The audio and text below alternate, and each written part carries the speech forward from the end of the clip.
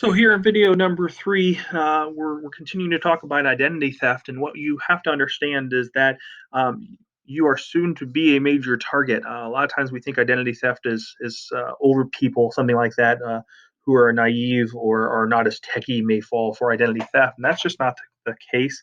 The number one target of identity thieves is actually people 18 to 29 years old. And so you're coming up on that age category. So we need to make sure that we are kind of aware that this is a major, major deal. So if this does happen to you, you are protected by the law. You do not have to know the name of the law, but it's the Federal Fair Credit Reporting Act.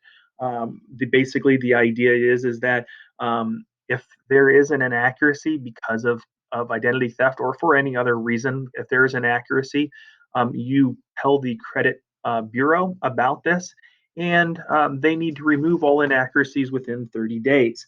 I would totally recommend that you send this in by certified mail. If you don't know what certified mail means, it basically means that when you send the letter, the mailman or the delivery man will actually have you sign for the card, sign for the letter, so I sign for the envelope, and that's an important thing because that proves that you did receive this, and so therefore you can start the clock on the 30 days for them to remove it.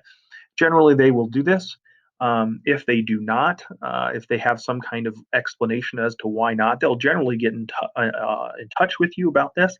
But you can eventually move that forward by lodging a complaint with the Federal Trade Commission.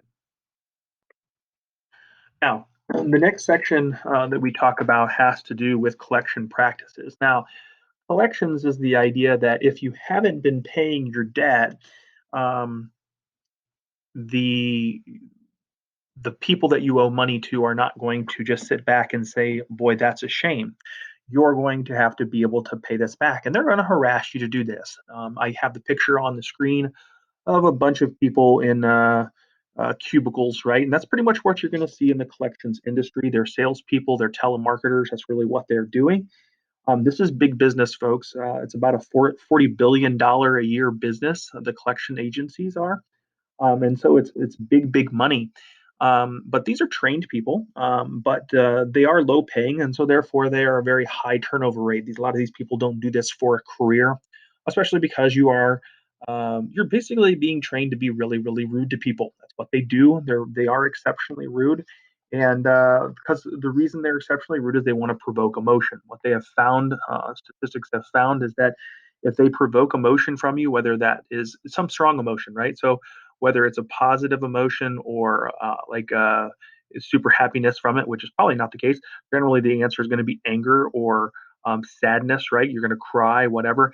Some strong emotion like that, they've got you, right? And so when they get you to that point, they're forcing you to take drastic measures, which ultimately leads to them probably getting paid, which is the big idea.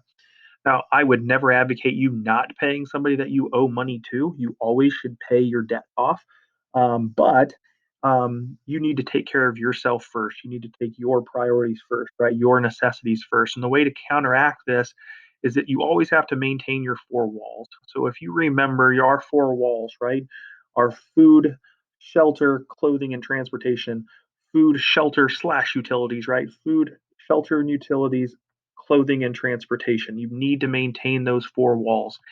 If you're not doing that, then you're not help for your family at all. Once you've paid for your four walls, and yes, absolutely, we should make sure that we are paying off our debts. On to video number 4.